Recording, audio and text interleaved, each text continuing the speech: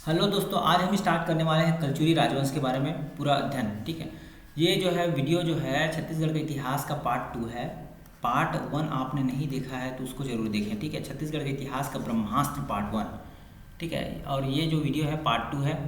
ठीक है, तो पार्ट 1 को देखने के बाद ही पार्ट 2 में आइए। ठीक है, सबसे पहले मैं बता देता हूँ कि हमने उस जो पहले वाले पार्ट में जो बाण वंश है वहाँ तक कवर किया था। बाण वंश के बाद यहाँ पे कलचुरी वंश हमने स्टार्ट किया है। ठीक है, तो कलचुरी राजवंश है उसका, ये कलचुरी राजवंश का पूरा शॉर्ट वीडियो होने वाला है, ज़्यादा लंबा ये नहीं चलेगा। ठीक है, मतलब कोई भी टॉपिक है वो लंबा नहीं चलेगा। वीडियो तो लंबा है पर जो टॉपिक है वो लंबा नहीं है। मतलब शॉर्ट शॉर्ट में बताया गया है, परीक्षा उपयोगी पूरा तथ्य है।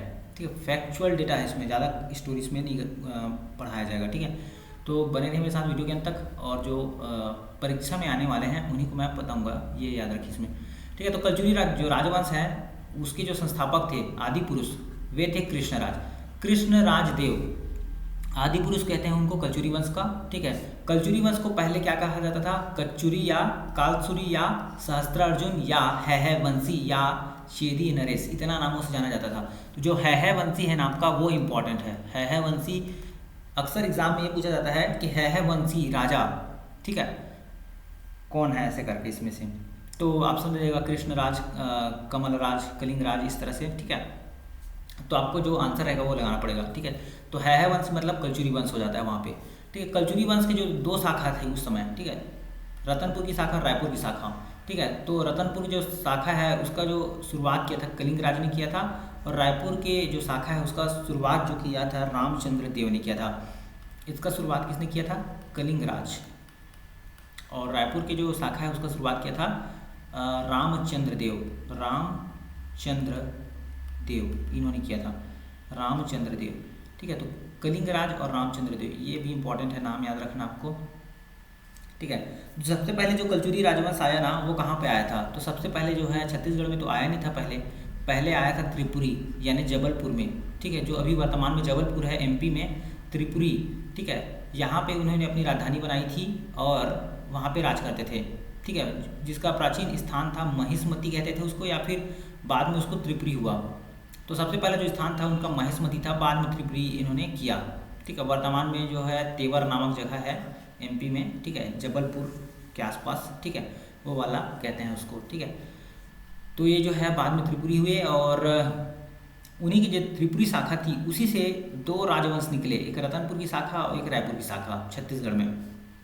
और इन्होंने फिर कलचुरी वंश ने छत्तीसगढ़ में शासन करना प्रारंभ किया। तो जो रतनपुर के कौन कौन से शासक हुए प्रमुख, उनके बारे में बताता हूँ। ठीक है, रतनपुर को क्या कहते थे उसके बारे में भी देखेंगे हम लोग। ठीक है, तो रतनपुर की कलचुरी वंश के बारे में हम सबसे पहला बात करते हैं। जो रतनपुर की शाखा थी उसे सतयुग में मणिपुर कहते थे। ठीक है, रतनपुर का नाम क्या था? सतयुग में मणिपुर। त्रेता में इसका नाम जो है मणिकपुर हो गया, द्वापर में इसका नाम हीरकपुर हो गया, और कलयुग में इसका नाम रत्नपुर या रतनपुर हो गया। तो ये फैक्चुअल डेटा है, इसको पूछा जाता है कि रतनपुर का जो प्राचीन नाम है वो क्या है इनमें से। सतयुग में रतनपुर को इनमें से क्या कहा जाता था? ऑप्शन दे देगा, रत्नपुर, हीरकपुर, मणिकपुर, ठीक है, या प्रसन्नपुर। तो आपका आंसर रहेगा क्या रहेगा? अगर सतयुग में बात करें तो मणिपुर रहेगा, और द्वापर में बोलेगा इसी तरह से तो हीरकपुर रहेगा, त्रेता में बोलेगा तो मणिकपुर, और कलयुग में बोलेगा तो रत्नपुर। इतना आपको याद रखना है। जो राजवंशों की लाहौरी शाखा थी 10वीं सदी में राज स्थापित किया इन्होंने। जो लाहौरी शाखा थी ना राजवंशों की, उन्होंने 10वीं शताब्दी में यहाँ पे राज स्थापित किया था छत्तीसगढ़ में। ठीक है, और सबसे पहले कहाँ पे आए थे? रतनपुर में आए थे छत्तीसगढ़ में। ठीक है, जिसका प्राचीन नाम रतनपुर था कलयुग में। ठीक है, तो ये सब कलयुग में ही आए हैं वैसे। ठीक है, तो इसके बारे में और थोड़ा देख लेते हैं। तो जो कलचुरी है ना, वो जो त्रिपुरी में राज कर रही थी, कलचुरी वंश, कलचुरी वंश जो त्रिपुरी में राज करी थी, उनका जो आदि पुरुष है वो कृष्णराज था, सबसे पहला राजा। ठीक है, उसके बाद वो वामराज आया, कुक्कलदेव प्रथम आया, शंकरगढ़ द्वितीय आया, लक्ष्मण राज आया, कुक्कलदेव द्वितीय आया। इतना सब आपको याद रखने की जरूरत नहीं है। आखिर में आया कलिंगराज। ये कलिंगराज ने ही रतनपुर में जो है रतनपुर की शाखा का स्थापना किया। ठीक है, कलचुरी का शाखा का रतनपुर में स्थापना किसने किया? तो कलिंगराज ने। ठीक है ना, सबसे पहले इसने क्या किया? 1000 से 1741 तक इसने शासन किया। तो शैव धर्म को मानता था, गजलक्ष्मी को मानता था, कुल देवी मनाया था उन्होंने, और राजभाषा क्या थी? संस्कृत थी। संस्थापक इसके कलिंगराज थे। देखिए कलिंगराज मैंने बताया था। तो रतनपुर की जो कलचुरी शाखा है उसके जो संस्थापक थे कलिंगराज, ठीक है। प्रथम राजधानी इन्होंने फिर तुम्बाड़ को बनाई थी। अगर हम रतनपुर की पहले की बात करें तो रतनपुर से पहले इन्होंने राजधानी तुम्बाड़ को बना ली थी, ठीक है। तो ये फैक्चुअल डेटा है। फिर इन्होंने रतनपुर में, इनडायरेक्टली ये रतनपुर में ही था, आसपास ही है ना। अब हम तुम्बाड़ की बात करें, कोरबा जिले में है, रतनपुर एक दूसरे से जुड़ा हुआ है, ठीक है। तो ये लोग जो है रतनपुर भी शासन करते थे और तुम्बाड़ को शुरू में राजधानी बनाए थे। बाद में इन्होंने फिर रतनपुर को फिर राजधानी बनाया। तो इस तरह से उनका चलता था, ठीक है। तो सबसे पहले जो राजा हुआ ना, कलिंगराज हुआ, कलिंगराज, ठीक है। कलिंगराज ने फिर रतनपुर में कलचुरी जो राजा है, राजवंश है, उसकी स्थापना की थी, ठीक है। उसका जो उसके बाद जो दूसरा शासक आया वो था कमलराज। तीसरा शासक आया रत्नदेव प्रथम, पृथ्वीदेव प्रथम, जाजादेव प्रथम। तो इनके राजाओं को याद करने में लोगों को बहुत प्रॉब्लम जाता है। 15 राजा हैं, 16 राजा हैं और इसके अलावा भी बहुत सारे हैं। तो कैसे याद रखें उनको, तो उसके लिए ट्रिक है ये, ठीक है। मेरे पास ट्रिक है, उसको बताता हूँ आपको कैसे कैसे याद कर सकते हैं। देखिए सबसे पहले अभी हम पढ़ लेते हैं थोड़ा सा। रत्नदेव प्रथम, पृथ्वीदेव प्रथम, जाजादेव प्रथम, ठीक है। उसी तरह से रत्नदेव द्वितीय, पृथ्वीदेव द्वितीय, जाजादेव द्वितीय, रत्नदेव तृतीय अकेला है। फिर बहारेंद्र साय, कल्याण साय, तखत सिंह, राज सिंह, रघुनाथ सिंह, वीर सिंह। वीर सिंह अंतिम था, कई लोग बोलते हैं, और कई लोग प्रताप मल को, कई लोग इधर को। तो उसका मैं सोल्यूशन बताऊंगा आपको, चिंता मत कीजिए उसका। सबसे पहले हम याद करते हैं इसको डायरेक्टली। 15 राजा हैं, इसका क्रम पूछा जाता है ना, पहले कौन आया, पृथ्वीदेव प्रथम आए कि बहारेंद्र साव आया कि कलिंग राजा आए, ऐसे करके क्रम से जमाइए, ठीक है, राजाओं का। ये भी पूछा जाता है और पहले कौन आए ये भी पूछा जाता है। तो इसका जो है इसी से क्वेश्चन ही बनता है इसका, डायरेक्टली अगर कहा जाए तो ये इंपॉर्टेंट हो जाते हैं। तो सबसे पहले हम याद करते हैं इसको, कैसे याद कर सकते हैं। तो ये ट्रिक लिखा है बगल में, उससे याद कर सकते हैं। जैसे कलिंगराज कमलराज, तो के कलिंगराज कमलराज यानी कि के इस एक के ये हो गया, एक के ये हो गया, कलिंगराज कमलराज। RPG 1, RPG 2।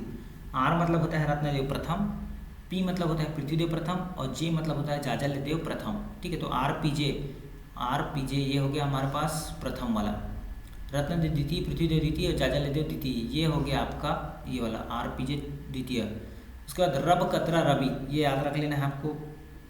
तो र से हो जाएगा रत्नदेव तृतीय, ब से हो जाएगा बहारेंद्र से साव, ठीक है, या बहारेंद्र, ठीक है, या बहार साय, कुछ भी कह सकते हैं आप। क से कल्याण साय और त से तखत सिंह, रा से राज सिंह, र से रघुनाथ सिंह और वी से वीर सिंह देव। इस तरह से आप याद रख सकते हैं, रब कतरा रवि, ठीक है। तो के RPG 1, RPG 2, रब कतरा रवि, ये बहुत ही सिंपल सा ट्रिक हो जाता है। एक बार में आपको याद हो जाएगा, थोड़ा सा प्रैक्टिस करिए, लिख के देखिए, एक बार में याद हो जाएगा तो ज़्यादा दिक्कत नहीं होता फिर याद करने में इसको, ठीक है। और जब थोड़ा सा चीज़ याद करने में हमारा बहुत सारा प्रॉब्लम सॉल्व हो जाता है। क्वेश्चन इसी से आना है, क्योंकि क्वेश्चन आता है इससे कि और पक्का बताओ तो कलचुरी जो वंश है उससे एक ना एक क्वेश्चन आपका छत्तीसगढ़ के हिस्से में नहीं दिखा, तो इतिहास का कुछ नहीं दिखा, ठीक, इतना इंपॉर्टेंट है ये चैप्टर। तो सारे राजवंशों का नाम याद रखना है। साथ में एक राजा था प्रतापमल, जगदेव, सरदार सिंह और मोहन सिंह, ये भी था। कई पुस्तक में मोहन सिंह को लास्ट दे देता है, कई पुस्तक में वीर सिंह को, तो बड़ा इन लोग का कन्फ्यूजन है भाई। और ऐसा कोई ऑथेंटिक हमारे पास बुक नहीं है जिससे हम कह सकें कि यही है, ठीक है। तो अभी जिस बुक को मैं प्रिफर किया उसमें वीर सिंह जो है लास्ट राजा दिखा रहा है, तो वीर सिंह को मैं आपको बता रहा हूँ, वीर सिंह जो है अंतिम राजा दिखा रहा है इसमें, तो वीर सिंह को मैं अभी बता रहा हूँ। फिलहाल अलग अलग बुक में अलग अलग टाइप का दिया हुआ है, ठीक है, 2-3 बुक मैं फॉलो किया हूँ, ऐसा ऑथेंटिक ऑथर यहाँ पे नहीं मिल रहा है। और वैसे भी इतिहास है, तो इतिहास तो पुराना ज़माना का कोई देखा नहीं है, ठीक है। 1741 के समय कोई जिंदा भी नहीं था उस समय, ठीक है। अभी तो आदमी का 100 साल जीना मुश्किल है, तो ये थोड़ा सा दिक्कत है। तो खैर कोई बात नहीं, खैर एक पुस्तक को आप फॉलो करें। और क्वेश्चन वैसे नहीं आता है कि अंतिम शासक कौन है, ठीक है, लेकिन क्रम पूछा जाता है, तो आप क्रम ये याद रखना है, के RPG 1, RPG 2, रब कतरा रवि, ठीक है। तो ये बहुत ही बढ़िया हो जाता है आपका। और फिर एक एक करके पढ़ते हैं क्या क्या है, ठीक है। कलिंग राज के बारे में पढ़ते हैं। देखिए जो प्रथम राजा कलिंग राज था, 1000 से 1020 ईस्वी तक इसने शासन किया। ये किसका पुत्र था, कोक्कल देव द्वितीय का पुत्र था, ठीक है। मैंने क्रम बता चुका हूँ यहाँ पे, जैसा कि आप देख पा रहे हैं, यहाँ पे बता रहा हूँ। ये देखिए कोक्कल देव द्वितीय के बाद आया था कलिंग राज लास्ट में, ठीक है। कोक्कल देव द्वितीय के बाद जो है कलिंग राज आया था ये। तो ये जो कलिंग राज है उसी के बारे में पढ़ रहे हैं। तो उसका जो पुत्र है, किसका पुत्र है ये, कलिंग राज जो है कुक्कल देव द्वितीय का पुत्र है और इसने क्या किया था, एक सेकेंड, ठीक है, ये जो है कुक्कल देव द्वितीय का पुत्र, एक सेकेंड में पेन कहाँ गया, तो कलिंगराज 1000 से 1020 ईस्वी तक कुक्कल देव द्वितीय का पुत्र था। इसने जो है तुम्माड़ को जीतकर उसे अपनी राजधानी बनाई थी। सबसे पहले जो है तुम्माड़, कोरबा में जो है तुम्माड़, उसको जीतकर इसने अपनी राजधानी बनाई थी। उपाधि इसने परम महेश्वर की उपाधि धारण की थी और अमोदा से प्राप्त ताम्रपत्र से इसकी जानकारी मिलती है। जो अमोदा नामक जगह है ना, वहाँ से ताम्रपत्र प्राप्त हुआ, इससे उसकी जानकारी मिल जाती है। तो कलिंगराज के बारे में ज़्यादा नहीं पूछा जाता है, बस इतना पूछा जाएगा कि परम महेश्वर की उपाधि किसने धारण की थी। तो परम महेश्वर की उपाधि कलिंगराज ने धारण की थी 1000 से 1020 ईस्वी तक। ये डेट भी आपको याद रखना पड़ता है इसमें, ठीक है। कलचुरी वंश का सारा चीज़ इंपॉर्टेंट है, जितना आप इसको याद कर लो। कलचुरी वंश से एक ना एक क्वेश्चन जरूर आता है, डेट से पूछ देगा कि कलिंगराज का शासन कब से कब था। ऑप्शन दे देगा आपको 1000 से 1020, 1020 से 1040, 1050 से 1060, 1070 से 1090, इस तरह से। तो आपको 1000 से 1020 पे लगाना है ईस्वी तक, ठीक है। तो ये इतना इम्पॉर्टेंट है जितना और कोई नहीं है। मैं खुद एक्सपीरियंस है मुझे, तो मैं ये कह सकता हूँ कि ये इतना इम्पॉर्टेंट है, ठीक है। तो कलिंगराज के बाद हम बात करते हैं कमल राज की। 1020 से 1045 ईस्वी तक इसने शासन किया। इसकी भी राजधानी तुम्माड़ थी, ठीक है। इन्होंने त्रिपुरी के राजा के उड़ीसा अभियान में सहायता की थी, ठीक है। इस अभियान में उत्कल नरेश को पराजित किया। रत्नदेव प्रथम आया उसके बाद, ठीक है। तो जो है रत्नदेव प्रथम ने ही जो अपनी राजधानी थी तुम्माड़ ना, उसको रतनपुर लाया, ठीक है। जो तुम्माड़ था कोरबा के पास, उससे जो राजधानी हटाकर जो रत्नदेव प्रथम था उसने रत्नपुर, जो रतनपुर कहते हैं हम लोग, उसको राजधानी बनाया उसने, ठीक है। महामाया मंदिर का निर्माण कराया उसने, ठीक है। तुम्माड़ में शिव मंदिर का निर्माण कराया, महिषासुर मर्दनी का निर्माण करवाया लाफागढ़ कोरबा में, ठीक है। तो देखिए इसमें थोड़ा सा दिक्कत है, कई लोग रत्नदेव प्रथम बोलते हैं, ठीक है, कई लोग पृथ्वीदेव प्रथम बोलते हैं जिसने महिषासुर मर्दनी का निर्माण कराया, ठीक है। तो आप अलग अलग पुस्तक में अलग अलग प्रकार के पाओगे, उसमें टेंशन ना लेना, अपने पुस्तक पे विश्वास रखो और बना दो बस, ठीक है। तो अभी जो टॉपिक पढ़ रहे हैं हम लोग, महिषासुर मर्दनी लाफागढ़ का मंदिर किसने बनवाया, तो रत्नदेव प्रथम ने बनवाया था। उसने रतनपुर का महामाया मंदिर, ठीक है, बनवाया। तुम्माड़ का शिव मंदिर बनवाया। महिषासुर मर्दनी का लाफागढ़ का जो कोरबा में है मंदिर, उसको बनवाया। तो रत्नदेव प्रथम ने बनाया था 1045 से 1065 तक, ठीक है। साक्ष्य जाजल्यदेव प्रथम के रतनपुर अभिलेख से प्राप्त होता है। इसका जो साक्ष्य है ना, जाजल्यदेव जिसने जागीर चांपा की स्थापना की थी, उसी वाला जाजल्यदेव है ना, जाजल्यदेव प्रथम ने रतनपुर अभिलेख से प्राप्त होता है इसकी जानकारी। जाजल्यदेव प्रथम के जो रतनपुर अभिलेख है उससे जानकारी इसके प्राप्त होता है कि कमल राज के पुत्र का नाम जो है रत्नदेव, रतनपुर की स्थापना 1050 में की इसने, जिसका पूर्व में नाम कुबेरपुर था, ठीक है। कुबेरपुर की संज्ञा किसे दी गई है, तो रतनपुर को कुबेरपुर की संज्ञा दी गई है। ये प्रश्न आ चुका है, 100% आ चुका है ये प्रश्न। तो कुबेरपुर की संज्ञा किसे दी गई है, रतनपुर को, ये भी प्रश्न आता है। इसका विवाह जो है कोमंडल की जो अधिपति वज्जुक या वजुवर्मन से होता है कि पुत्री, ठीक है, वजुवर्मन की पुत्री नोनल्ला देवी से होता है, सॉरी, है ना, नोनल्ला देवी है ना, उससे इसका विवाह हो जाता है। किसका, रतनपुर के जो राजा थे रत्नदेव प्रथम, और रत्नदेव प्रथम का होता है, रत्नदेव का प्रथम का होता है नोनल्ला देवी से, नोनल्ला देवी, ठीक है, इनसे विवाह हो जाता है। और रत्नदेव प्रथम जो है फिर महामाया मंदिर का निर्माण करवाते हैं, तुम्माड़ में शिव मंदिर का निर्माण कराते हैं, महिषासुर मर्दनी का निर्माण कराते हैं, और फिर इनके बाद आता है रत्नदेव प्रथम के बाद आता है जाजल्यदेव प्रथम शासन करने, ठीक है। अब जाजल्यदेव प्रथम जब शासन करने आता है, उससे पहले पृथ्वीदेव प्रथम आता है, ठीक है, आर पीछे है ना, रत्नदेव, पृथ्वीदेव, जाजल्यदेव, तो उसके बाद जो आता है पृथ्वीदेव आता है, उसके बाद जाजल्यदेव प्रथम आएगा, ठीक है। तो पृथ्वीदेव प्रथम आता है 1065 से 1090 तक, और इसके उत्तराधिकारी रत्नदेव का पुत्र होता है ये, ठीक है, उत्तराधिकारी था ये। और पृथ्वीदेव प्रथम किसका पुत्र था, रत्नदेव प्रथम का। सकल कोसलाधिपति की उपाधि धारण की थी। उपाधि पांडु वंश के शासक महाशिव तिवर्दे ने भी धारण की थी, यही वाली उपाधि, सकल कोसला अधिपति की उपाधि धारण की थी इसने, ठीक है, पृथ्वीदेव प्रथम ने। अमोदा से प्राप्त ताम्रपत्र अभिलेखों में उन्हें 21,000 ग्रामों का शासक बताया गया है। कितना, 21,000 ग्रामों का शासक बताया गया है इसको, पृथ्वीदेव प्रथम को। निर्माण इसने तुम्माड़ में पृथ्वीदेवेश्वर मंदिर का निर्माण करवाया है। किसका निर्माण करवाया है? पृथ्वीदेवेश्वर मंदिर का निर्माण करवाया है पृथ्वीदेव ने, ठीक है। और रतनपुर में एक विशाल सरोवर का निर्माण, जो विशाल तालाब है ना बड़ा सा, ठीक, उसका निर्माण इसने कराया है पृथ्वीदेव प्रथम ने। इसी को पूछ दिया जाता है, रतनपुर में एक विशाल तालाब का निर्माण किसने कराया था? ऑप्शन दे देगा रत्नदेव प्रथम, पृथ्वीदेव प्रथम, जाजालीदेव प्रथम, रत्नदेव द्वितीय। देखिए तालाब का निर्माण रत्नदेव प्रथम ने भी बहुत सारा कराया था, लेकिन एक विशाल तालाब अगर ऑप्शन में आता है तो वो पृथ्वीदेव प्रथम इसके आंसर होंगे, ठीक है। और एक प्रश्न और आता है कि जो है रत्नपुर को क्या कहा जाता है? तालाबों की नगरी कहा जाता है रतनपुर को, ठीक है। जाजालीदेव प्रथम आया, पृथ्वीदेव प्रथम का ये पुत्र था और सोने का सिक्का चलाया इसने, सबसे इम्पोर्टेंट राजा है, सोने का सिक्का इसने चलाया था जाजालीदेव प्रथम ने।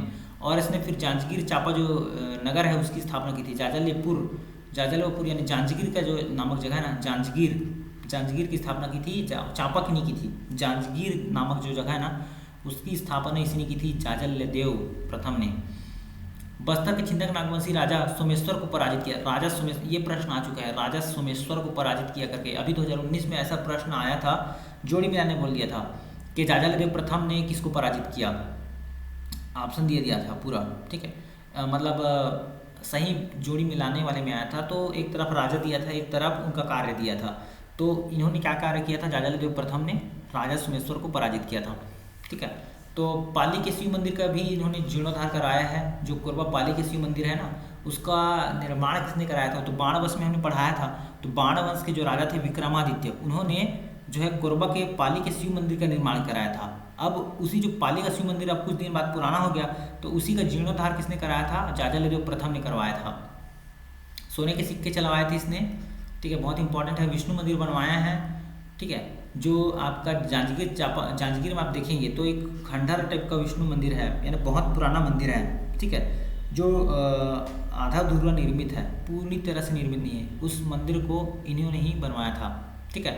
हो सकता है टूट गया होगा या फिर अधूरा निर्माण हो गया होगा किसी वजह से, ठीक है। तो ये बहुत इंपॉर्टेंट है। और जाजालीदेव पर्व कहाँ मनाया जाता है? जांजगीर चांपा जिले में मनाया जाता है, ये भी इंपॉर्टेंट है। सोने के सिक्के पर अंकित श्री मज्जा जाजालीदेव वग्गज का मूर्ति था। तो इनके जो सोने के सिक्के हैं उस पर किस चीज़ का अंकित था? क्या चीज़ अंकित था ऐसा पूछ देगा। तो मज्जा जाजालीदेव, श्री मज्जा जाजालीदेव और गज यानी कि हाथी। गज यानी क्या होता है? हाथी। ये जो है इनके सिक्कों पर था। तो इतना इंपॉर्टेंट है, ठीक है। तो एक पृथ्वीदेव प्रथम में क्या है, सिर्फ एक ये पूछा जाता है रतनपुर में एक विशाल सरोवर का निर्माण इसने करवाया करके, लेकिन जाजालीदेव का हर पॉइंट इंपॉर्टेंट है, हर पॉइंट, ठीक है, क्योंकि इन्होंने बड़ा शहर जांजगीर चांपा जो जिला है हमारा जांजगीर, ठीक है, सबसे गर्म स्थान कहाँ पे है? चांपा में, जांजगीर के चांपा में, ठीक है, जांजगीर जिला है ना, जांजगीर चांपा जिला है, वहाँ पे चांपा में सबसे गर्म स्थान है छत्तीसगढ़ का। तो ये बहुत इंपॉर्टेंट फैक्ट है ना। इसके अलावा हम बात करते हैं रत्नदेव द्वितीय की। रत्नदेव द्वितीय था वो जाजालीदेव प्रथम का पुत्र था, ठीक है। अब ये जो है अस्वीकार किया, क्या क्या अस्वीकार किया देखा, त्रिपुरी के कलचुरी राजाओं की सत्ता से इनकार कर दिया इसने, ठीक है। जिसके पश्चात त्रिपुरी के राजा गयाकर्ण ने रतनपुर पर आक्रमण कर दिया। देखिए जो त्रिपुरी था ना उसी की जो शाखा थी वो रतनपुर थी, ठीक है। त्रिपुरी की जो शाखा थी रतनपुर थी, ठीक है। रतनपुर कब बना था? तो माड़ से अलग होकर जो रतनपुर बनाया गया राजधानी किसके द्वारा? रत्नदेव प्रथम के द्वारा। अब ये रत्नदेव द्वितीय आता है ना, तो उस समय जो है त्रिपुरी के जो राजा थे, ठीक है, गयाकर्ण था उस समय, जो मुख्य राजा था गयाकर्ण था इस वंश का, ठीक है, उस समय। तो इन्होंने जो है त्रिपुरी के जो राजा गयाकर्ण हैं उसकी जो अधीनता है वो अस्वीकार कर दी, ठीक है। आपके अंदर मैं नहीं रहूँगा ऐसे करके। जैसे कंपनी जुड़ते हैं ना, कंपनी के अंदर मैं काम कर रहा हूँ, खुद का एजेंट बन गया, फिर खुद से कंपनी चलाना चालू कर दिया। तो ये चाहते थे जो रत्नदेव द्वितीय है वो हमारा खुद का चले, खुद का शासन चले, किसी के अधीन में ना रहें। तो त्रिपुरी का जो गयाकर्ण था उससे वो बैर ले लिया, ठीक है, यानी कि उसका सत्ता अस्वीकार कर दिया। तो क्या किया गयाकर्ण ने? यहाँ पर आक्रमण कर दिया। आक्रमण का परिणाम ये हुआ, इस पर जो है रत्नदेव द्वितीय विजयी रहे, ठीक है, अपने क्षेत्र में अपन विजयी हो गए, ठीक है, यानी कि जो रत्नदेव द्वितीय थे वो जीत गए। और छत्तीसगढ़ में स्वतंत्र कलचुरी राजवंश की स्थापना हो गई, ठीक है।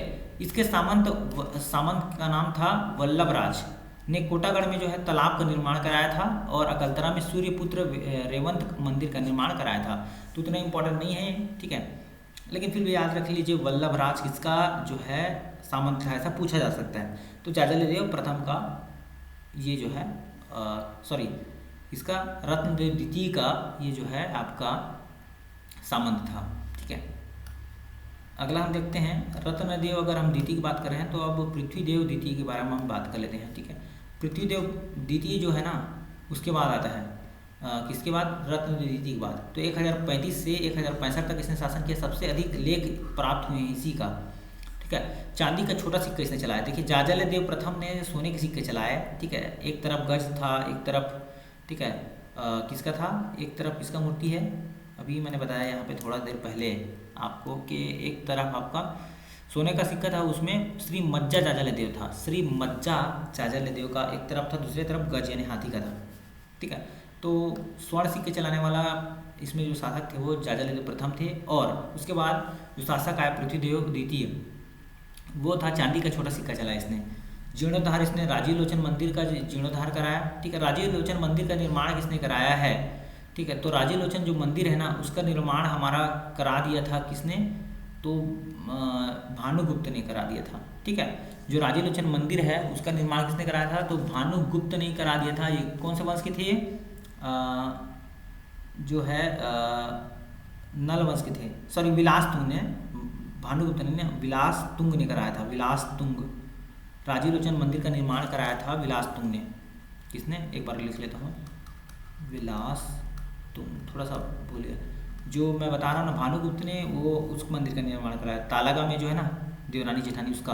तो ये जो राजीव लोचन मंदिर है विलास तुंग ने कराया था। ये नल वंश का शासक था और कब कराया था, 7वीं-8वीं शताब्दी में, 7वीं-8वीं शताब्दी में कराया था, तो विलास तुंग, ठीक है। इसी मंदिर का बाद में किसने जीर्णोद्धार कराया, 12वीं शताब्दी में जीर्णोद्धार। देखिए 7वीं शताब्दी से बना था, ठीक है, 200-300 साल हो चुके थे ऑलरेडी, तो उसका जीर्णोद्धार किसने कराया, तो इसका जीर्णोद्धार कराया पृथ्वीदेव द्वितीय ने, ठीक है। और पृथ्वीदेव द्वितीय का जो है सामंत था जगतपाल देव ने, ठीक है, जगतपाल ने कराया। उसके मंत्री और सेनापति जगतपाल देव ने सराहागढ़, जो सारागढ़ बोलते हैं, काकरय जिसको कांकेर बोलते हैं, और भ्रमरकुट जिसको बस्तर बोलते हैं, को जीत कर अपने राज्य का विस्तार किया। इसने फिर जीता, ठीक है। उसने जगतपाल, जो जगतपाल देव था उसका सामंत था किसका, पृथ्वीदेव द्वितीय का। उसने जो है जगह जगह जाकर लड़ाई की, जैसे सारंगढ़, कांकेर और बस्तर। पुराने ज़माने में उसको सहारागढ़ बोलते थे, काकरय बोलते थे, भ्रमरकुट बोलते थे, ठीक है। अभी अभी नाम जो है कुछ चेंज हुआ होगा बाद में, ठीक है।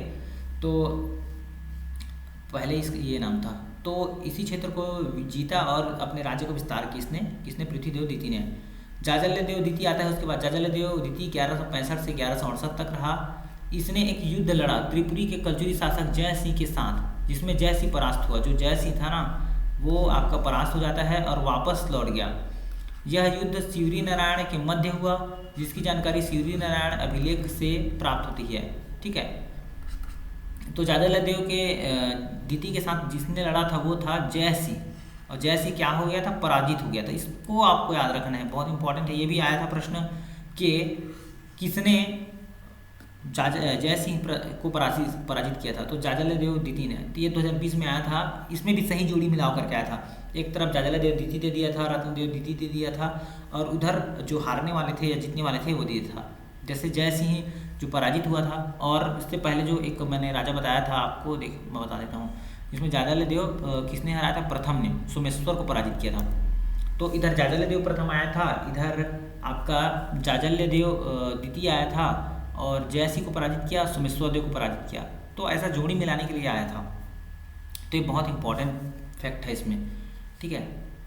और इसके अलावा हम बात करें सबसे कम राज्य किया इसने ही, जाजलदेव द्वितीय ने कितना समय शासन किया, बस देखिए मात्र 3 साल। 3 साल इसने शासन किया, 1165 से 1168 तक। उसके बाद आया जगदेव, शासनकाल 1168 से 78 यानी 10 साल लगभग इसने शासन किया जगदेव ने। जाजलदेव की आकस्मिक मृत्यु हो गई। उसके पश्चात रतनपुर में अशांति फैल गई थी, जिसके कारण उसके बड़े बेटे जगदेव को वापस आकर शासन अपने हाथों में लेना पड़ा। तो उसका बड़ा बेटा था जगदेव, किसका, जाजलदेव द्वितीय का, ठीक है। तो रत्नदेव द्वितीय आता है उसके बाद। तो रत्नदेव द्वितीय कब से कब शासन करता है, 1178 से 1198, लगभग 20 साल ये जगदेव का पुत्र था और इसकी माँ का नाम सोमल्ल था, सोमल्ल। इसका जो अभिलेख है खरौद के लखनेश्वर मंदिर की दीवार पर जेड शिलालेख से मिलती है। ठीक है, लखनेश्वर जो मंदिर है ना खरौद में, वहाँ से जो रत्न द्वितीय है उसका जो शिलालेख है वो मिलता है। तो ये भी प्रश्न पूछा गया था कि किस राजा की, किस कलचुरी राजवंश के राजा की जो शिलालेख है वो खरौद के लखनेश्वर मंदिर में प्राप्त होता है। तो इसका आंसर था रत्न तृतीय। प्रतापमल आया। प्रतापमल जब शासन करने आया उस समय तो 1198 से 1222 तक इसने शासन किया। रत्नदेव का पुत्र था ये, रत्नदेव तृतीय का पुत्र था ये। ठीक है, रत्नदेव तृतीय का पुत्र था। इसने अल्पायु में राजकाज प्राप्त कर लिया था और इससे संबंधित 3 अभिलेख प्राप्त होते हैं। पेंड्राबंध, कोनारी और पवनी, जो भिलाईगढ़ है, भिलाईगढ़ उससे प्राप्त होता है। पेंड्राबंध, कोनारी और पवनी भिलाईगढ़ से प्राप्त होते हैं।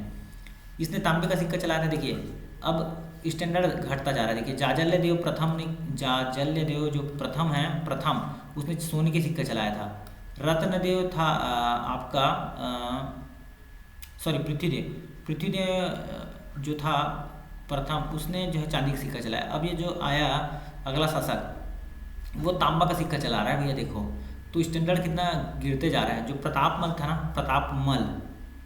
प्रतापमल इसने जो है अब क्या सिक्का चला दिया, चांदी का सिक्का। तो उनका स्टैंडर्ड गिरता गया। अब क्या सिक्का चल रहा है, तांबे का भी नहीं चल रहा है। अभी की डेट में वर्तमान में हमारे पास स्टील का सिक्का चलता है। स्टील यानी कि आपका लोहे का सिक्का चलता है, लोहा मिक्स स्टील रहता है। ठीक है, तो अब तांबे का सिक्का भी नहीं मिल रहा है। आप देखो तो कितना मतलब स्टैंडर्ड में गिरावट आ रही है। ठीक है, एल्यूमिनियम का सिक्का चल रहा है। ठीक है, पहले एल्यूमिनियम का सिक्का चलता था उसके पहले।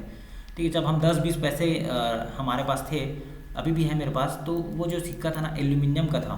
ठीक है, बहुत हल्का होता था वो, 10 पैसा 20 पैसा। ठीक है, तो नोट क्या है करना है हमको, प्रतापमल के बाद जो शासकों का इतिहास लिखित रूप में प्राप्त नहीं होता है, इसलिए इस समय को कोई विद्वानों ने अंधा युग कहा। ठीक है, जो प्रतापमल है उसके बाद जो शासन आया लोगों का 1222 से लेकर 1480 तक, इस समय को अंधा युग कहते हैं क्योंकि इसका साक्ष्य फिर नहीं मिला बीच में। फिर अचानक से जो शासन का साक्ष्य मिला वो था बहारेंद्र शाह। तो बहारेंद्र शाह मैं बताया ना, जैसे बहुत सारे इसमें राजा थे, लेकिन हम जो मुख्य है उन्हीं के बारे में अध्ययन कर रहे हैं। और जो बीच का अंधा युग कब से कब को कहा गया, तो 1222 से 1480 तक। तो शासन काल 1480 से 1525 तक किसने किया, फिर बहारेंद्र शाह ने किया। तो इसका जो अन्य नाम था बहार शाह भी था। तो बहारेंद्र शाह कह लो या बहार शाह कह लो, एक ही है। ठीक है, तो बहारेंद्र शाह कह लो या बहार शाह कह लो, एक ही है। ठीक है, इसने अपनी राजधानी जो है रतनपुर से हस्तांतरित कर छुरी कोसगई को कर लिया। अब जिसने जो रतनपुर को अपनी राजधानी बनाया था ना, उसको किसको कर लिया, छुरी कोसगई को कर लिया। ठीक है, तो ये भी याद रख लेना। कोसगाई माता का मंदिर इसने बनाया। कोसगाई माता का मंदिर किसने बनाया था, तो बहारेंद्र शाह ने। तो बहारेंद्र शाह ने छुरी कोसगाई को अपनी राजधानी बनाई, फिर रतनपुर से हटाकर अब उसके बाद जो शासन करने आया वो कल्याण से आया। इसका शासन 1544 से 1881 तक था। समकालीन अकबर का समकालीन था ये अब। ठीक है, राजस्व प्रणाली की शुरुआत इसने की कल्याण से ने की, कल्याण शाह ने की। ये कल्याण शाह है। ठीक है, कल्याण शाह, ठीक है, इसने की थी। छत्तीसगढ़ में प्रथम बंदोबस्त अंग्रेजी, ठीक है, अंग्रेज अधिकारी मिस्टर चीसम जो अंग्रेज थे। ठीक है, मिस्टर चीसम, छत्तीसगढ़ का प्रथम बंदोबस्त अंग्रेज अधिकारी मिस्टर चीसम थे। ठीक है, उसको भी याद रखना, ये भी पूछा जा सकता है। ठीक है, छत्तीसगढ़ का विभाजन बंदोबस्त के आधार पर मिस्टर चेसिम ने शिवनाथ नदी के उत्तर में 18गढ़ और मुख्यालय रतनपुर और दक्षिण को 18गढ़। ठीक, उत्तर में 18गढ़ और दक्षिण में 18गढ़। बीच में कौन सी नदी, शिवनाथ नदी। ठीक है, अब शिवनाथ नदी कहाँ से गई है, तो ये जो अपना नांद घाट है ना, तो इधर बिलासपुर वाला पूरा रीजन और उधर अपना रायपुर वाला रीजन पूरा बंट जाता है यहाँ पे। ठीक है, तो जो अभी आप कभी जाते होंगे नांद घाट, ठीक है, तो नांद घाट में ये नदी बहती हुई आपको 2 भागों में बांट देती है पूरा इस क्षेत्र को। तो इधर 18गढ़ हो जाता है और रायपुर की साइड में 18गढ़ हो जाता है, तो ये दोनों बंट जाते हैं। ठीक है, तो कल्याण शाह अकबर के दरबार में 8 वर्ष तक रहा इसने, और तखत सिंह आया उसके बाद लास्ट में। तखत सिंह जो है 1689 तक था। इसने तखतपुर नगर की स्थापना की थी। ठीक है। तखत सिंह ने तखतपुर नगर की स्थापना की थी, 1689 में आया था, 89 के बाद 90, ठीक है। तो तखतपुर नगर की स्थापना किसने की थी, ये प्रश्न आता है, तो तखत सिंह ने की थी। उसके बाद आया राज सिंह। राज सिंह ने शासन किया कब से कब तक, ठीक है। तो इसने शासन किया 1689 से 1712 तक। राजपुर जूना शहर रतनपुर को इसने फिर से जो है अपनी क्या बनाया, राजधानी बनाया कह सकते हैं इसको। राजपुर जूना शहर रतनपुर, राजपुर एक जगह है जूना शहर रतनपुर के आसपास, ठीक है। तो उसको फिर राज सिंह ने क्या किया, अपनी राजधानी बनाई। राज सिंह औरंगजेब के समकालीन था। देखिए अकबर के समकालीन कौन था, तो अकबर के समकालीन कौन था ये प्रश्न भी आ चुका है, और फिर औरंगजेब के समकालीन कौन था, ठीक है। तो ये देखिए अकबर के जो समकालीन था वो था हमारा कल्याण शाह, कल्याण शाह या कल्याण शाह, ठीक है, ये अकबर के समकालीन था। और राज सिंह किसके समकालीन था, औरंगजेब के समकालीन था। तो ये दोनों फैक्ट आपको याद रखने हैं, ठीक है। इसमें जो है इसके दरबार में कवि थे, ठीक है, क्या नाम था उनका, राज सिंह के दरबार में कवि थे, खूब तमाशा जिन्होंने लिखी है, कवि का नाम था गोपाल मिश्र, कवि का नाम था श्री गोपाल मिश्र था, ठीक। खूब तमाशा इन्होंने रचना की। छत्तीसगढ़ का उल्लेख सबसे पहले साहित्य में यहीं पे हुआ था। उसके बाद सरदार सिंह आया। सरदार सिंह का शासनकाल 1712 से 1732 तक था। इसका कोई विशेष उल्लेख नहीं है, ठीक है, तो सिर्फ नाम याद रखना है सरदार सिंह। उसके बाद रघुनाथ सिंह आया। इसका शासनकाल 1732 से 1743 तक था। कलचुरी वंश का अंतिम स्वतंत्र शासक थे, इसको बोला जा रहा है रघुनाथ सिंह, ठीक है। रघुनाथ सिंह को ही लास्ट मान लिया गया है, ठीक है। तो मराठा वंश का जो है 1742 में बिम्बाजी भोसले के सेनापति भास्कर पंत ने आक्रमण करके रघुनाथ सिंह को हरा दिया, और फिर वो मराठा प्रशासन प्रारंभ हो गया, ठीक है। तो रघुनाथ सिंह को किसने हराया, भास्कर पंत ने। किसके सेनापति थे, भोसले के सेनापति, बिम्बाजी भोसले के सेनापति थे भास्कर पंत। उन्होंने आक्रमण किया छत्तीसगढ़ के इस राजाओं पर, और रघुनाथ सिंह को हरा दिया, और मराठा प्रशासन की नींव पड़ गई छत्तीसगढ़ में। फिर छत्तीसगढ़ में फिर पूरा मराठा चलता है, फिर धीरे से अंग्रेज आएंगे। तो अभी देखते हैं कौन आते हैं। तो रायपुर की कलचुरी वंश है, उससे पहले देख लेते हैं थोड़ा सा, ठीक है। उसमें क्या है, अब रतनपुर को जो है हरा डालेंगे वो लोग, और फिर जो रघुनाथ सिंह था वो हार जाता है, और भास्कर पंत वहाँ पे आक्रमण करके बिम्बाजी भोसले के साथ शासन करने लगता है, ठीक है। तो बिम्बाजी भोसले जो थे वो नागपुर वगैरह में बैठे रहते हैं और अप्रत्यक्ष रूप से शासन करते हैं, ठीक है। इसके बाद हम बात करते हैं, अगर हम रायपुर की कलचुरी वंश की बात करें तो इसमें कौन कौन से प्रमुख राजा थे वो भी देख लेते हैं थोड़ा सा। तो रायपुर की जो कलचुरी वंश है उसके संस्थापक थे केशव देव, ठीक है, केशव देव। लेकिन मुख्य जो माना जाता है रामचंद्र देव को माना जाता है, ठीक है। केशव देव संस्थापक थे। खल्लारी इनकी राजधानी थी, खल्लारी जो रायपुर के आसपास है, ठीक है। तो खल्लारी इनकी राजधानी थी। केशव देव इसके संस्थापक थे। वास्तविक संस्थापक रामचंद्र देव थे। उसके बाद ब्रह्मदेव उसके पुत्र थे, रामचंद्र देव के पुत्र ब्रह्मदेव। तो ब्रह्मदेव के ही नाम पर जो है ब्रह्मदेव राय था इनका नाम, ब्रह्मदेव राय, ठीक है। तो राय से रायपुर बन गया था, ठीक है। तो इन्हीं की याद में जो है रामचंद्र देव ने, ठीक है, या तो जल्दी गुजर गए होंगे इसलिए उनका जो याद में रायपुर नगर की इन्होंने नामकरण कर दिया, रायपुर, ठीक है। और उसके बाद अमर सिंह आया और शिवराज सिंह आखिरी वाला शासक था। तो इसका ट्रिक है क्या है, KR बस, KR बास, ठीक है। तो के से केशव देव, R से रामचंद्र देव, B से ब्रह्मदेव राय, A से अमर सिंह, S से शिवराज सिंह, KR बस, इस तरह से याद रख सकते हैं, ठीक है। हम लाखों एप्लीकेशंस के नाम याद रखते हैं, जैसे यूट्यूब है, फेसबुक है, इंस्टाग्राम है, तो KR बस तो याद रख सकते हैं ना। तो बहुत ही सिंपल सा ट्रिक है KR बस, ठीक है। और इसके बारे में थोड़ा देख लेते हैं रामचंद्र देव ने क्या क्या किया। जो रामचंद्र देव है ना, केशव देव ने तो स्थापना कर दिया था, अब रामचंद्र देव मुख्य थे, तो उन्होंने ही पूरा बहुत सारा काम किया इस वंश में। तो रामचंद्र देव ने अपने पुत्र जो ब्रह्मदेव राय है ना, उनकी स्मृति में ही रायपुर शहर की स्थापना की थी। ये इंपॉर्टेंट फैक्ट है, बहुत इंपॉर्टेंट है। रायपुर का जो नाम है, अब हमारा जो है राजधानी है तो उसका इतिहास आपको पता होना चाहिए। रायपुर का नाम रायपुर कैसे पड़ा, ठीक। तो ब्रह्मदेव राय के नाम पर रायपुर का नाम रायपुर पड़ा। आप मुझे कमेंट बॉक्स में बताइए कि बिलासपुर का नाम बिलासपुर क्यों पड़ा, ठीक है। तो एक बहुत ही सिंपल सा वो फैक्ट है, तो वो भी आपको बताना चाहिए, ठीक है। ब्रह्मदेव राय रायपुर को राजधानी 1409 में बनाया, ठीक है। किसी समय में देवपाल जो मोची था, इसी का देवपाल मोची ने खल्लारी में जो है नारायण मंदिर, विष्णु मंदिर का निर्माण कराया था, ठीक। मोची था एक देवपाल मोची, उसने नारायण मंदिर का निर्माण कराया था खल्लारी में, ठीक है। उसके बाद शिवराज सिंह आता है जो अंतिम था। शिवराज सिंह ने जागीरें छीन ली गई और बिम्बाजी था, ये बिम्बाजी लिम्बाजी लिखा गया, बिम्बाजी भोसले का शासन आ गया। फिर शिवराज सिंह से भी बिम्बाजी भोसले ने छीनवा लिया, ठीक है, राजधानी। तो जैसे मैं बताऊं अगर, तो रतनपुर के जो राजा हैं उनसे किसने छीना था? जो रतनपुर के आखिरी राजा थे, रतनपुर वंश के जो राजा थे रघुनाथ सिंह, उनसे बिम्बाजी भोसले के जो सेनापति भास्कर पंत ने छीन लिया। और इधर भी जो शिवराज सिंह था इसमें अंतिम शासक, उनसे भी बिम्बाजी के जो सेनापति थे भास्कर पंत, इन्होंने छीन लिया। तो दोनों साइड का छीन के इन्होंने फिर मराठा यहाँ पे शासन लागू कर दिया दोनों साइड, दोनों एरिया में, ठीक है। तो प्रशासनिक व्यवस्था इनकी कैसी थी? राज्य था, राष्ट्र था, विषय यानी जिला था, देश यानी जनपद यानी तहसील था, मंडल खंड मंडलाधिकारी होते थे, ठीक है। तो राज्य था सबसे बड़ा, संभाग उससे छोटा, जिला उससे भी छोटा, और देश जनपद बोलते थे उसको, तहसील के समान था, और मंडल या खंड यानी मंडलाधिकारी, एक मंडल है जैसे, तो वैसा टाइप का, ठीक है। तो शिवराज सिंह भी अंतिम था इसमें, तो उनको हराकर या फिर छीन लिया गया इनके द्वारा, और बिम्बाजी यहाँ पे शासन करने लगा। मराठा शासन आएगा बिम्बाजी भोसले का, ठीक है। तो उससे पहले अगर मैं बात करूँ, थोड़ा सा और बचा है इसमें, ठीक है, काकतीय वंश है, ये है, ठीक है।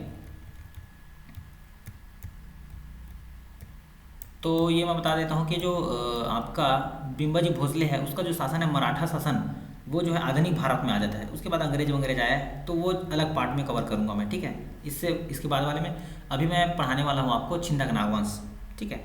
तो छिंदक नागवंश जो है, ठीक है, वो किस समय था? तो 1023 से 1324 ईस्वी में ये बस्तर चक्रकोट साइड में ये लोग का शासन चलता था, छिंदक नागवंश का, ठीक है।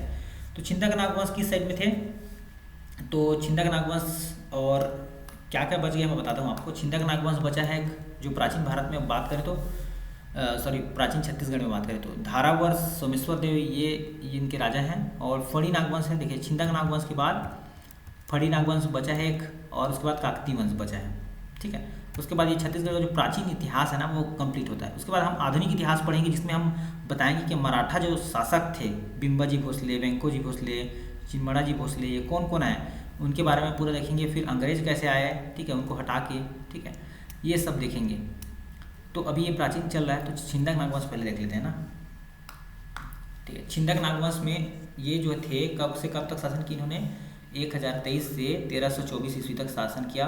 बस्तर या चक्रकोट, बस्तर जो छत्तीसगढ़ हमारा है ना, वो नीचे साइड में जो इलाका है बस्तर का, ठीक है, 7 जिले हैं जिसमें बस्तर संभाग में, वो वाले इलाके में इनका शासन चलता था, ठीक है। उपाधि इन्होंने भगवतीपुरेश्वर की धारण की थी छिंदक नागवंश ने, ठीक है। तो इसका भी बहुत ही बढ़िया सा मैं ट्रिक लेके आया हूँ आपके लिए। और कितने राजा थे इसमें? 10 राजा।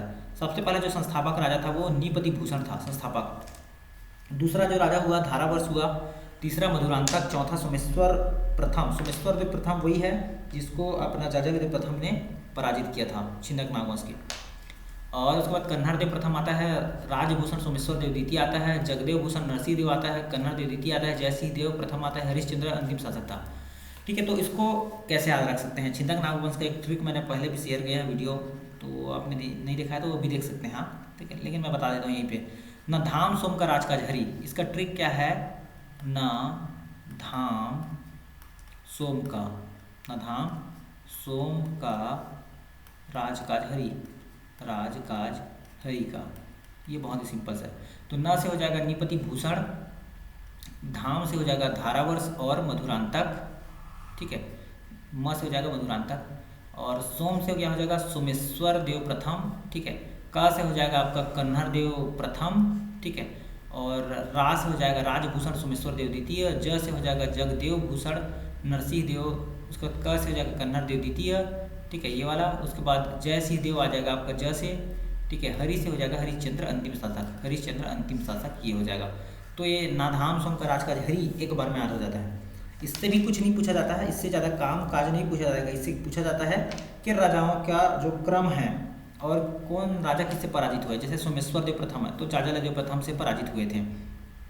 तो ये ट्रिक बहुत ही बेस्ट है।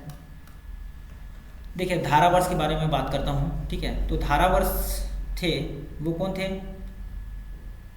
ठीक है। नीपति भूषण के बाद जो आया धारावर्ष वो प्रथम शासक था, ठीक है।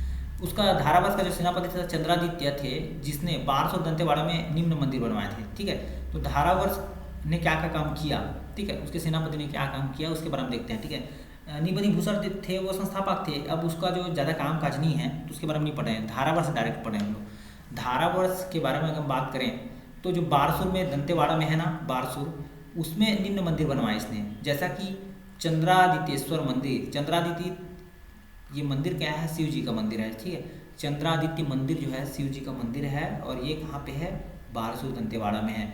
32वां मंदिर जुड़वा मंदिर जिसको शिव जी का है, ये भी आपका बारसूर दंतेवाड़ा में है। मामा भाचा मंदिर वन ऑफ द फेमस मंदिर, ये भी जो है मामा भाचा मंदिर बारसूर दंतेवाड़ा में है।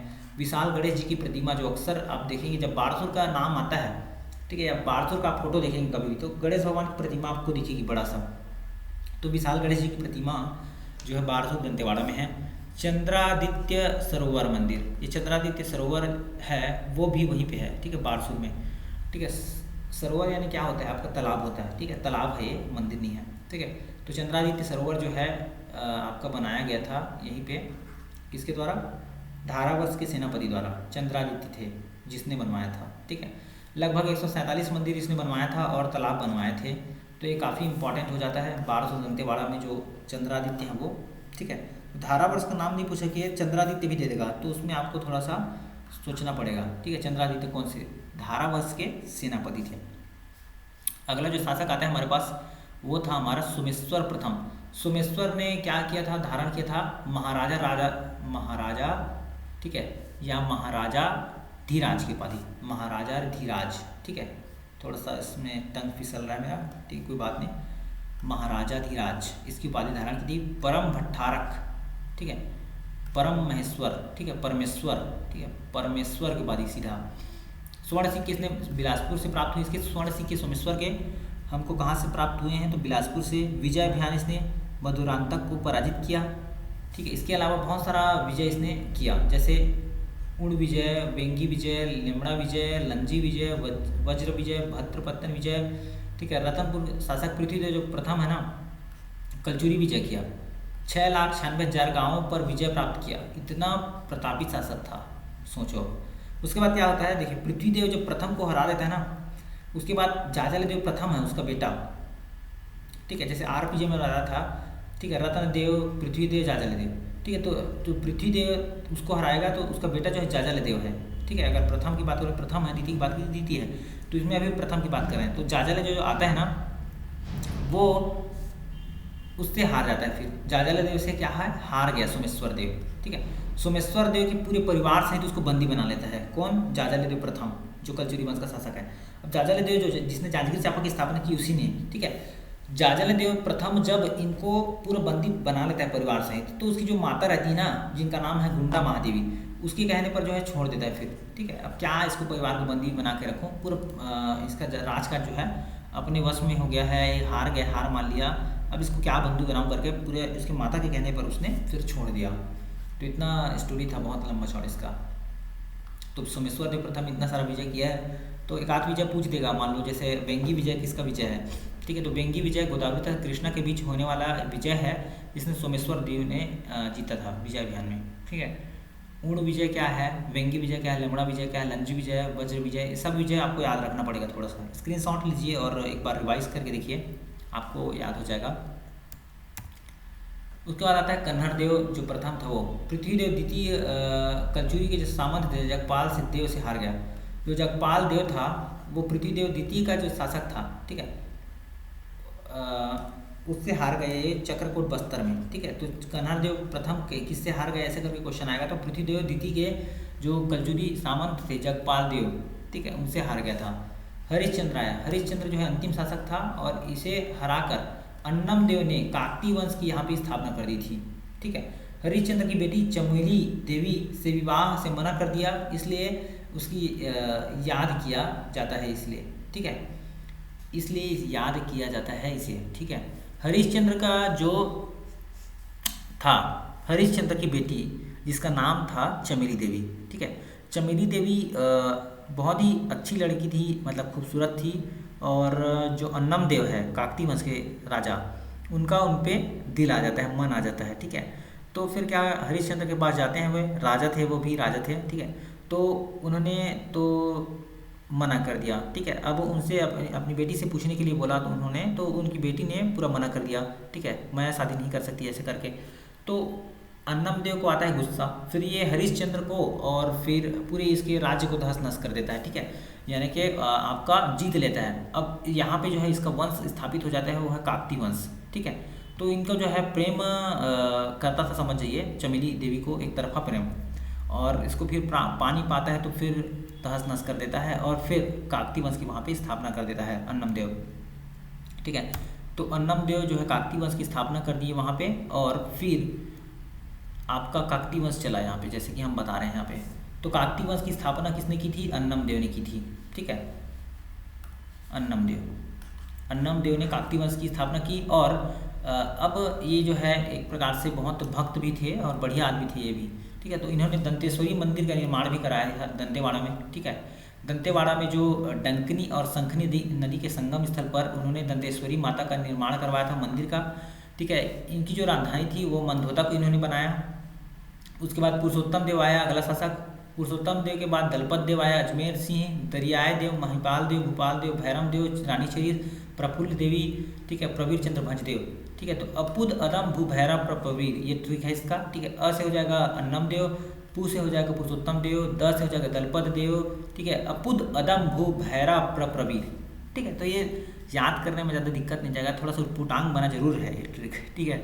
लेकिन अपुद अदम भू भैरव प्रवीर ये याद हो गया है तो ये अच्छी बात है, नहीं याद हो तो अपने मन से भी बना सकते हैं ट्रिक, लेकिन याद हो जाएगा, चिंता करने की बात नहीं है, ठीक है। अपुद अदम भू भैरव प्रवीर से, ठीक है।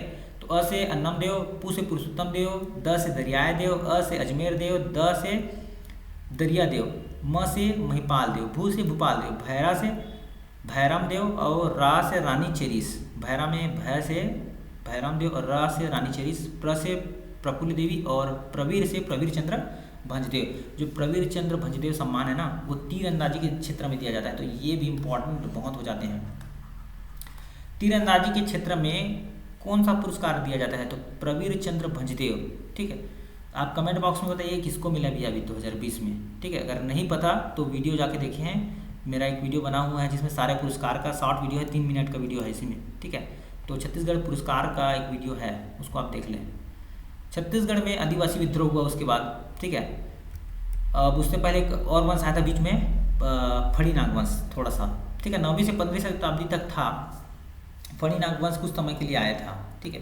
तो फड़ी नाग वंश में जो है इसके संस्थापक अहिराज थे, जिन्होंने 9वीं से 15वीं शताब्दी में तक शासन किए यहाँ पे, और अहिराज थे फड़ी नाग वंश के संस्थापक। और जो रतनपुर साइड में भोरम देव साइड में जो इन्होंने शासन किया था, और गोपाल देव इसके जो प्रमुख शासक थे गोपाल देव थे। गोपाल देव ने ही जो है जाजल देव प्रथम के अधीन रहकर शासन किया, और भोरम देव मंदिर का निर्माण करा था। भोरम देव में कवर्धा में जो एक मंदिर है बहुत ही फेमस, जिसको हम भोरम देव का मंदिर कहते हैं, ठीक है।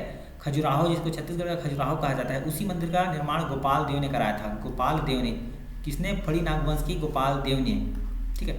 उसके बाद रामचंद्र देव ने मड़वा महल और छिरकी महल का निर्माण कराया था, ठीक है। मोर्निंग देव ने कलचुरी शासक ब्रह्मदेव राय ने हराया था इसको, ठीक है। और कलचुरी जो शासक ब्रह्मदेव राय ने हरा दिया था, और ये मोर्निंग देव अंतिम शासक थे। तो इतना आपको याद रखना है फड़ी नाग वंश के बारे में, ठीक है। तो ये अक्सर पूछा जाता है कि भोरम देव मंदिर का निर्माण किसने कराया था? तो गोपाल देव ने कराया था। ये फड़ी नाग वंश के शासक थे। जो भोरम देव का मंदिर है वो 11वीं शताब्दी में बना था, यानी कि 1089 ईस्वी में, ठीक है। खजुराहो के नाम से बहुत ही प्रसिद्ध है, ठीक है। और जो मड़वा महल, छिरकी महल का निर्माण रामचंद्र देव ने कराया था, और वहाँ पे 24 राजाओं के आपके शिलालेख भी मिल जाते हैं, ठीक है। तो इतना आपको पढ़ना पड़ता है इसमें, और कुछ नहीं। तो ये छत्तीसगढ़ का जो फास्ट डिवीजन था काकती वंश था, ठीक है। और इसके बाद हम इतना ही पढ़ लिए, और उसके बाद छत्तीसगढ़ी जो आदिवासी विद्रोह था, ठीक है। छत्तीसगढ़ में आदिवासी विद्रोह तो इसी से रिलेटेड है। देखिए, जैसे हम काकती वंश अभी पढ़ रहे हैं, तो काकती वंश के ही समय में जो ये सब विद्रोह हुआ था, ठीक है। तो काकती वंश के बाद इस विद्रोह को दिया गया इसीलिए, ठीक है। तो 1774 की बात है, जिस समय अगर हम बात करें, जो राजा थे वो दरियादेव थे। इस समय जो देख रहे हैं ना, 5वां नंबर पर दरियादेव है, वहाँ से इनका विद्रोह चालू हुआ। तो जो सबसे पहला जो हलबा विद्रोह हुआ वो अजमेर सिंह और दरियादेव के बीच में हुआ, दरियादेव और अजमेर सिंह में, ठीक है। तो कौन विजयी रहे इसमें? इसमें जो है अजमेर सिंह विजयी हो गया, ठीक है। ये थोड़ा सा गलत था, दरियादेव सही थे, ठीक है। तो हलवा विद्रोह 1774 में हुआ, अजमेर सिंह विजयी हो गया, ठीक है। भोपाल पट्टनम का संघर्ष हुआ, कप्तान ब्लंट आया था, कैप्टन ब्लंट, उसको जो है इंद्रावती नदी पार करने नहीं दे रहे थे आदिवासी, ठीक है। आदिवासी विद्रोह है ना भाई, आदिवासी लोग पार करने नहीं दे रहे थे, तो सिर्फ ये संघर्ष था हल्का सा उसका, तो कैप्टन ब्लंट अंग्रेज है करके उसको पार करने नहीं देते थे, ठीक है। 1774 के बाद 1795 हो गया। परलकोट विद्रोह हुआ 1824 में, परलकोट गेंदसी के नेतृत्व में हुआ, और जो इसका शासक था महिपाल देव थे उस समय शासक, ठीक है। ये महिपाल देव, भूपाल देव, जितने भी बोल रहा हूँ ना, ये सब हमारे काकती वंश के हैं। देखिए सबसे पहले जो शासक था हलवा विद्रोह के समय वो थे दरिया देव, ठीक है। हलवा विद्रोह के समय, हलवा विद्रोह जब हुआ 1774 में, उस समय ये शासक थे 1774 में। उसके बाद जो इनके समय में शासन जो हुआ महिपाल देव के समय में, तो जो भोपाल पट्टनम का विद्रोह है ये हुआ, भोपाल पट्टनम का विद्रोह, भोपाल पट्टनम का विद्रोह हुआ, ठीक है। उसके बाद अगर हम बात करें, इधर देख लेते हैं, तो आपको अगला जो विद्रोह है वो है तारापुर का विद्रोह, ठीक है। परलकोट का विद्रोह गेंदसी है, उसमें महिपाल देव थे, और तारापुर का विद्रोह 1842 में हुआ, दलगंजन सिंह थे, शासक भोपाल देव थे। मेरिया विद्रोह हुआ वैसी, तो ये भोपाल देव ही थे, भोपाल देव देखिए तीनों में आपका भोपाल देव शासन कर रहे थे उस समय, ठीक है। जब आपका क्या क्या हुआ, तीन, ये देखिए तारापुर, मेरिया और लिंगागिरी, तारापुर, मेरिया और लिंगागिरी जो हुआ उस समय भोपाल देव शासन थे, और इनके जो नेतृत्व करता थे तारों का क्या रहता है, दल रहता था, इसलिए तारापुर का दलगंजन सिंह। मेरिया, मेरी हिड़मा में नाचे मोर तक थैया थैया, ये गाना सुने होंगे जरूर, तो हिड़मा माझी, मेरिया का क्या हो जाएगा, हिड़मा माझी। लिंगागिरी, लिंगा घुरवाराम माड़िया, ठीक है। तो लिंगागिरी का जो विद्रोह है वो घुरवाराम माड़िया थे, ठीक है। कोई विद्रोह, ये बहुत इंपॉर्टेंट भी है, कोई विद्रोह उस समय कौन से थे, शासक भैरम देव थे, भैरम देव भी 2 बार शासन रहे थे। तो कोई विद्रोह का जो है नांगुरदोला बहुत इंपॉर्टेंट है। कोई विद्रोह कैसा था, चिपको आंदोलन टाइप का, ठीक है। चिपको आंदोलन के जो प्रणेता थे सुंदरलाल बहुगुणा थे भारत में, और कोई आंदोलन के जो विद्रोह का जो प्रणेता थे वो नांगुरदोला थे छत्तीसगढ़ में। मुड़िया विद्रोह 1876 में हुआ, झाड़ा सिरहा ने इसके नेतृत्व करता थे, और शासक भैरम देव था, ठीक है। मुड़ी का झाड़ दिया, मुड़ी को हम क्या करते हैं, झाड़ देते हैं, जैसे बाल है वैसा साफ करके झाड़ देते हैं, ठीक है। रानी चेरिस का विद्रोह, उस समय रानी चेरिस ही थी, ठीक है। ये रानी थी, प्रथम जो रानी थी जिसने जो है कभी विद्रोह किया था, ठीक है।